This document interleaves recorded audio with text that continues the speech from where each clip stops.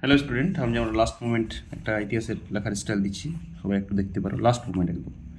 তো হিস্ট্রি আমরা 738 পেজটা একটু প্র্যাকটিস করছিলাম, যেখানে আমরা শুধুমাত্র বিভাগ গ এবং বিভাগ ও পর্যন্ত, অর্থাৎ 54 নম্বরের যে পরীক্ষাটা 11 দুগুণে 22, আর এখানে বড় প্রশ্ন ঘ বিভাগের 24 আর 8 নম্বরেরটা 24 আর 32, মোট 54 নম্বর। আর 36 নম্বরে তো 7 কোয়েশ্চেন, সেটা তো আমি বলেছি কী করতে হবে।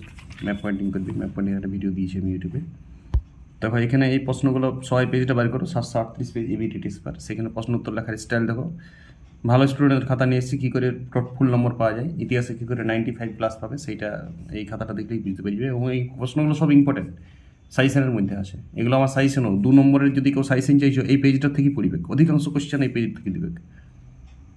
ঠিক আছে, 2 নম্বর এবং 3 নম্বর এই পেজটাই আমার সাইসেন, 2 নম্বর এবং 3 নম্বরের জন্য এই পেজটা খুব খুব চান্স আছে পড়ার। ঠিক আছে, 2-3 সাইসেন বলতে গেলে তুমি এটা করো, এই কোশ্চেন উত্তরগুলো উত্তর সমেত পাবে। ওকে, দেখাচ্ছি আমি টেস্ট প্যাডে খুলে, আমি টেস্ট প্যাডে সরাবো, খাতাটা দেখাবো। তো প্রশ্নগুলো আমার সামনে থাকবে না, মানে ভিডিও তো থাকবে না, লেখার স্টাইল থাকবে। দেখো এই প্রশ্নটা হচ্ছে 3 দাগের 1-এর প্রশ্নটা। বর্তমান দেশ কি কোনো জাতির খেলাধুলার গুরুত্ব কী? তো বর্তমান দেশে জাতির জীবনে খেলাধুলার গুরুত্ব অপরিসীম। উত্তরটা দেখো, ঐক্যবদ্ধ সমগ্রী দেশপ্রেম। এটা তো 2 নম্বর আছে, 2 নম্বরের জন্য এটা লিখেছে। আমি লেখা পড়ব না, নিজে লেখা দেখে নেবে। ঠিক আছে, 1970 সালে এই যে তথ্য দিয়েছে, খেলাধুলার ইতিহাস চর্চা হতো। হ্যাঁ, আগস্টের 3টি জাতীয় ক্রীড়া দিবস ছিল 29 আগস্ট, এখনও আছে এটা। ধ্যানচাঁদের জন্মদিন করা হয় 29 আগস্টে। খেলাধুলা সব প্রায় দেওয়া হয় ইন্ডিয়াতে। আকার গ্রন্থ দেখো এটা দিয়েছে, হ্যাঁ 22 ইংলিশে দিয়েছে। কৌশিক বন্দ্যোপাধ্যায়ের খেলা যখন ইতিহাস, 2টা বই, লাস্টের নাম কিছু খেলা সম্বন্ধে উত্তর স্ক্রিনশট করবে, সাজানো উত্তর, তথ্য দেওয়া উত্তর, একদম 2-2 পাবে। এটা আমি 2 দিয়েছি। নেক্সট প্রশ্ন ছিল 3-এর দাগের 3-এর প্রশ্ন, পাশ্চাত্য শিক্ষা বিস্তারে ডেভিড ইয়ারের 2টি ভূমিকা। তখন এইখানে তোমরা শুরু করবে না, এই উত্তরটা এইটুকু জায়গাতে, যেহেতু আমার পেছন পাতায় যাচ্ছে উত্তর, তো এই লাইনটাকে আমি এই দিকেই শেষ করে দেবো, এক লাইনের জন্য আর পেছন পাতা উল্টাবো না। এই জায়গাটা ম্যানেজ করবো এখানে, কিংবা এই পাতাটা পুরাটা ছেড়ে দেবো, এইটুকু জায়গায় ছাড়লেও কোনো জায়গা আছে না, ওইদিক করবো। এখানে পাতা উল্টাই কোনোদিন উত্তর শেষ করবে না। তো ডেভিড ইয়ার ছিলেন ঘড়ি ব্যবসায়ী। পাশ্চাত্য শিক্ষা দেখে নাও, 1817 সালে হিন্দু কলেজ করেছিল, 1839 সালে হিন্দু কলেজ প্রতিষ্ঠা বিরাট, 1817 সালে স্কুল বুক সোসাইটি করেছিল, ক্যালকাটা স্কুল বুক সোসাইটি 1818 সাল, 25 সালে স্কুল বুক সোসাইটি করেছে, পৃথিবী প্রথম বাংলার প্রকাশ করে মানচিত্রে। এটা 2-2 দিয়েছে আমি উত্তরটাতে, নম্বর কাটার কোনো জায়গা নেই। 3.4-এর প্রশ্ন দেখা এরপর, রামকৃষ্ণদেব ধর্মহনায়, রামকৃষ্ণদেব ধর্মহনায় মূল কথা কি? রামকৃষ্ণ থেকে অ্যাকচুয়ালি প্রশ্ন আসবে শিওর, 2 নম্বরও আসতে পারে একটা। যত মত তত পথ, আল্লাহ যীশু খ্রিস্ট এক। খাতা সরাই নিচ্ছে, ভালো করে স্ক্রিনশট করে নিবে উত্তর।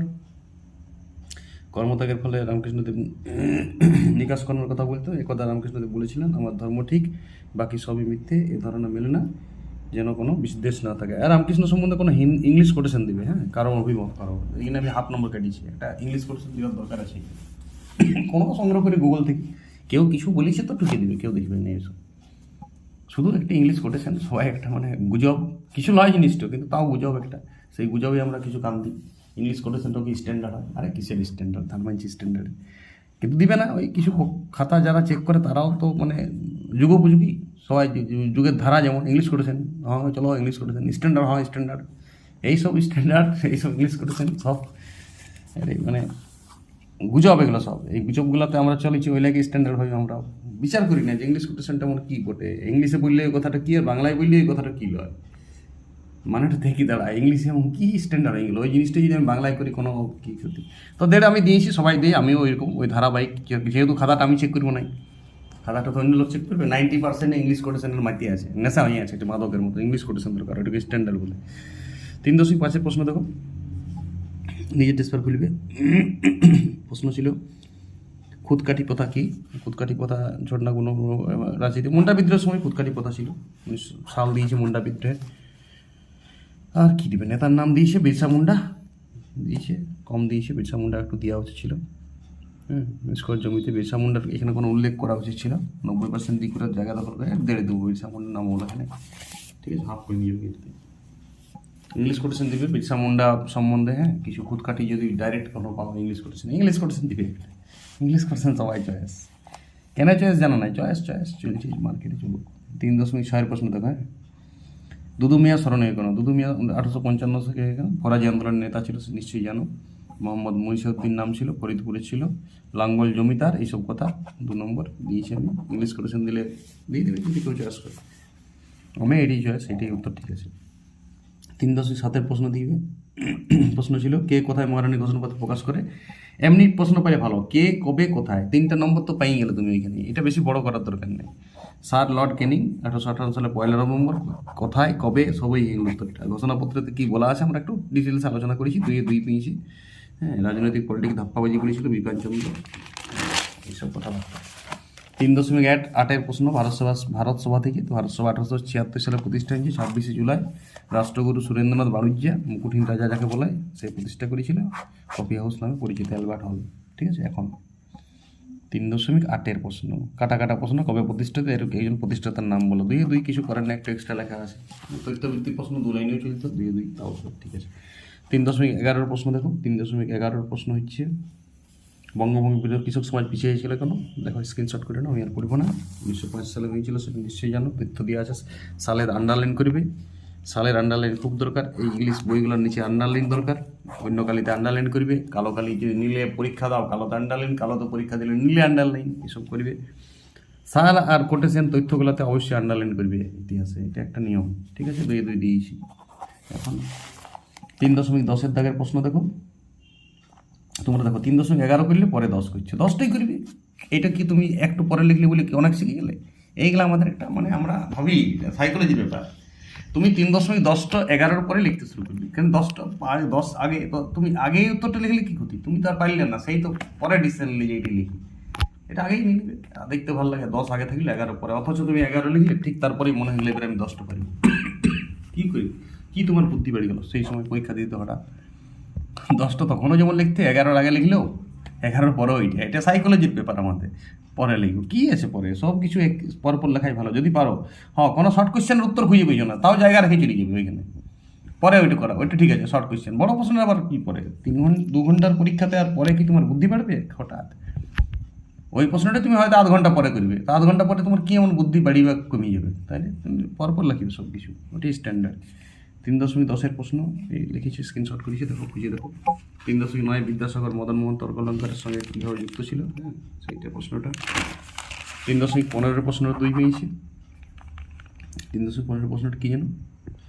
ভারতের স্বাধীনতা আইন রাজ্যগুলি সম্পর্কে কী বলা আছে, এই প্রশ্নটা এই পেজের জন্য খুব ইম্পর্টেন্ট, 2 নম্বরে পড়ার চান্স আছে। এটা প্রত্যেকটা প্রশ্ন এই পেজটা খুব ইম্পর্টেন্ট 2 নম্বরের জন্য, এই জন্য আমি এই পেজটা সাজেশনও দিচ্ছি। অনেকেই বলছি ইতিহাসে 2 নম্বর সাজেশন, তো এই পেজটার প্রশ্নগুলো খুব করি যাও ফার্স্ট, তাইলে তুমি 2 নম্বর অন্তত 6 থেকে 7টা প্রশ্ন কমন পড়ে এই পেজটা থেকে। এই পেজটা খুব সিরিয়াস পেজ, ঠিক আছে। এরপর 4.4 দাগের প্রশ্ন, এখানে ডবল দাগ করবি যখন একটা সেটিং গ্রুপ চেঞ্জ হয়ে গেল। 4 দাগের এটা বিভাগ ঘ চলে এলো, বিভাগ চেঞ্জ হয়ে গেলো, তখন ডবল দাগ। এগুলাতে টোটাল যত নম্বর পাইছে পরে বলছি, বেশি 1 নম্বর দিয়েছে, 22-এর মধ্যে 21 পাইছে এটাতে, ঠিক আছে। এবার 4 দাগের 1 প্রশ্ন, প্রথম প্রশ্ন কী আছে, স্থানীয় ইতিহাস চর্চা নাকি। দেখো স্থানীয় ইতিহাস চর্চার এই উত্তরটা দিয়েছে, আকার গ্রন্থ গুরুত্ব, এই পর্যন্ত উত্তরটা 4 দিয়েছে। আমি 1 নম্বর কাটিনি, স্ক্রিনশট করবে ভালো করে দেখে ক্যামেরাম্যান, ওটাই 4 তথ্য অনেক আছে, তথ্যগুলো আন্দোলন করবে। অনেক সময় কালো কালিতে দিয়েছে, পয়েন্টও দিয়েছে, সলিড উত্তর, সুপার উত্তর। এবার 4.2 প্রশ্ন দেখো। 4.2 প্রশ্নটা আছে, পাশ্চাত্য শিকারে রামমোহনের ভূমিকা বলিবার নাই, কোনো কথা হবে না, রামমোহনের সব তথ্য দিয়েছে। একটা ইংলিশ কোটেশন ডিস্টার্ব করে এসেছে, এখানে একটা ইংলিশ কোটেশন দিবে। অনেক মানুষ শান্ত হয়, অনেক মানুষ খুঁজে বলছে ইংলিশ কোটেশন, টচ নেই খুঁজে বলছে, উপায় নাই। উত্তরটা 4 দিবে, কিন্তু টচ নেই খুঁজে বলছে। ইংলিশ কোটেশন আছে, ইংলিশ কোটেশন যাই থাকুক, কোনো হিন্দি গান লিখে দিবে ইংলিশ কোটেশন, তাও চলবে। ইংলিশ কোটেশন দেখলেই ইজি, আর ওটাই পছন্দ। রামমোহন ইসদা তুমি বানাই দিবে না, নিজেই টেনশন করে নাম নিয়ে দিবে কোনো একটা ঐতিহাসিকে, বলিছে বিপিনচন্দ্র রায়, আর ইংলিশ কোটেশন তুমি রামমোহন খুবই জ্ঞানী লোক ছিল, বাস ওইটা ইংলিশে করে দিবে, বাস হয়ে গেল, ওইটাই ফুর্তিবার, ওইটাকে স্ট্যান্ডার্ড বলা হয়। স্ট্যান্ডার্ড আর গাছে ধরনের ইতিহাস, ঠিক আছে। এইসব মানুষকে শান্ত করতে আর কী আছে, এবার শান্ত হয়ে যাবে, 4 দিবে, ওর কলম ঠিক চলবে, কুরকুর কলম চলবে। 4.4 প্রশ্ন উত্তর। 4.4 কী আছে, 4.4 প্রশ্ন কি, বঙ্কিমচন্দ্র। এই যে বঙ্কিমচন্দ্র খুব গরম প্রশ্ন আছে। বঙ্কিমচন্দ্র সম্বন্ধে আলোড়ন সৃষ্টি হয়েছে ইতিহাসে, তো বঙ্কিমচন্দ্রের ভূমিকা, সাহিত্য সম্রাট, সব কিছু এখানে মূল্যায়ন করেছে। প্রতিটা উত্তরেই মূল্যায়ন করার চেষ্টা করবে শেষে, হ্যাঁ, মূল্যায়ন করে এখানে ছেড়েছে সলিড উত্তর। ইংলিশ করছেন ওই বললাম, যদি বঙ্কিমচন্দ্র কোনো সম্বন্ধে গুগল সার্চ করে বঙ্কিমচন্দ্র দেখবে ইংলিশে গাইডে ইংলিশের কথা আছে, বঙ্কিম দিয়ে একটু ঢুকাই দিবে, আর কিছু না। রামমোহনের বঙ্কিমের কথা, যদি রামমোহনের কোনো কথা পাও বঙ্কিমচন্দ্র ঢুকাই দিতে পারো, ওইটা শুধু রামমোহনের জায়গায় বঙ্কিমচন্দ্র লিখে দিবে। একটা কথা তুমি 5-6টা কথা রেডি করলে ওইটাই কখনো রামমোহন লাগাইলে, এইটা হচ্ছে ইতিহাসের গ্রেট সামাজিক লোক, ঠিক আছে। এটা তুমি ইংলিশে করলে সেইটাই রামমোহন যদি পড়লো তো রামমোহন লাগাইলে ওই কথাটাই, আর বিপানকে দিয়ে বলাবে, অন্য লোককে দিয়ে বলাবে। ফেসবুকে কত চলছে এইসব জিনিস, এই সব সময় দেখবে এপিজে আব্দুল কালাম বলছে, কোনো বলে নাই, ওই ছবিটি দিয়ে নিয়েছে আর এমনি লোকে লিখছে, আর ছবিটি দিয়ে নিয়েছে গোড়ায় সবাই ভাইছে বলিছে, বিবেকানন্দের নামে চলছে ফেসবুকে, দেখবে ফেকিং চলো না নীতি, তেমনি লেখা তো উনি দিয়ে দিবে, তুমি দিলেই হয়েছে, লিখতে হবে শুধু, উত্তর নাম্বার তুমি পাই যাবে, ফাঁকা রাখবে না। 4.5 4.5-এর প্রশ্ন কী আছে? ছাপা বইয়ের সঙ্গে শিক্ষা বিস্তারের ভূমিকা, এই উত্তরটা সলিড উত্তর, এটা কোনো কথা হবে না। এইখানে শেষ করেছি মূল্যায়ন দিয়ে 4 সব উত্তর 4।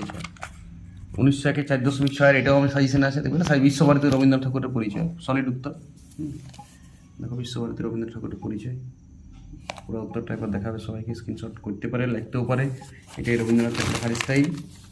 শিক্ষার মিলন, শিক্ষক উভয়কে তিনি ইংলিশ করেছেন, ফ্রেন্ড, ফিলোসফিয়ান অ্যান্ড গ্রেট, এই ইংলিশ করেছেন, খুব ইম্পর্টেন্ট।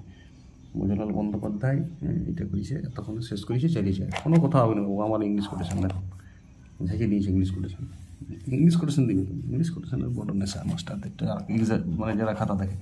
4.7 4.7-এর আইন অমান্য কৃষক শ্রেণীর ভূমিকা, দেখো উত্তরটা খুব পরিবার বিরাট চান্স, সবাই এটা করবে, সেই আমার দিয়ে আছে। এখানে শেষ কৃষক শ্রেণীর ভূমিকা, এখানে 2.5 পেয়েছে মূল্যায়নটা। কৃষক পার্টিটা 1936 সালে, কৃষক প্রজা পার্টি এইখানে 1936 সালেরটা লেখা যাবে না, আসল প্রশ্নটা অন্য ছিল। প্রশ্নটা কী ছিল? আইন অমান্য আন্দোলনে। তো আইন অমান্য আন্দোলন 1936 তোকে যায় কোথায়? ওই জন্য এইখানটা আমার গোল দাগ দিয়ে আছে, এই নাম্বারটা একটু পয়েন্ট। 1936-এর তথ্য কী দিবে তুমি? আইন অমান্য আন্দোলনের সময় এটা কী সময়? আইন অমান্য আন্দোলন শেষ হয়ে গিয়েছে 1932-33-এ।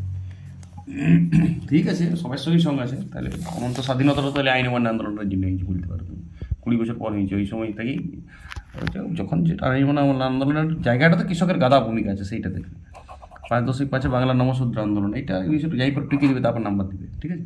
যাই পর আগে উত্তরটা টুকিয়ে দিবে, দেখবে কোয়েশ্চেনটা কোথায় পড়েছি পরে দিবে, পরে কোয়েশ্চেন দেখবে কোথায় পড়েছি সেটা আমার দেবে, আগে উত্তরটা টুকিয়ে শুরু করবে, কোয়েশ্চেন দেখার দরকার নেই, তারপর কোয়েশ্চেন নাম্বারটা দিয়ে দেবে কত নম্বর পড়েছি, মানে এত সিল। তোমার নামটা যেমন পড়বে, কি নাম তোমার, যে তোমার যে নাম সেটা যেমন লিখতে হবে গ্যারেন্টি, রোল নাম্বারটা, তেমনি এই কোয়েশ্চেনটা উত্তর লিখতে হবে তোমাকে, যাই করে ইতিহাস এই বিষয়ের জন্য, ঠিক আছে। এই যেমন স্ক্রিনশট করো সলিড উত্তর, সাজানো উত্তর, উত্তরটা লিখে দিতে পারো, স্ক্রিনশট করতে পারো, রেডি করতে পারো উত্তর। সভা সংঘ দাবি, এমসি ম্যাকডোনাল্ড,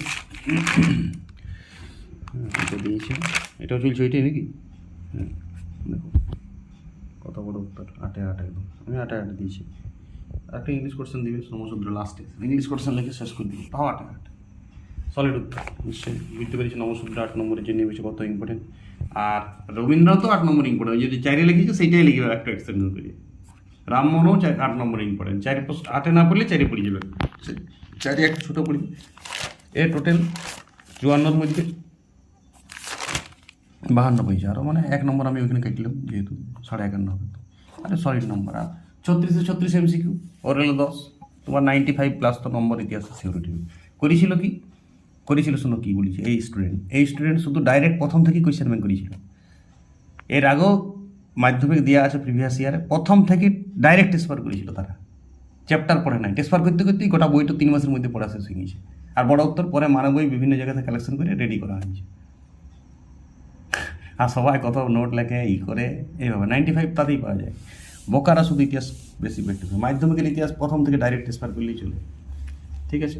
ভালো থাকো সবাই, রেডি করো, পরীক্ষা ভালো দাও। ইতিহাসে যদি কোনো প্রবলেম আছে, এইটা 2 নম্বর আমার সাজেশনও চলল, 738 পেজের 2 নম্বর এবং 2 নম্বরের সব প্রশ্নগুলোই সাজেশন, ঠিক আছে। ওগুলো তুমি করে যাবে, অবশ্যই 8টা কোয়েশ্চেন কমন পাবে 11টার মধ্যে, আমি বাকি 4টা বলছি না, বাকি 4টা বানায় লেখা যাবে, এটা আমার সাজেশনও হচ্ছে ইতিহাসের, ওকে।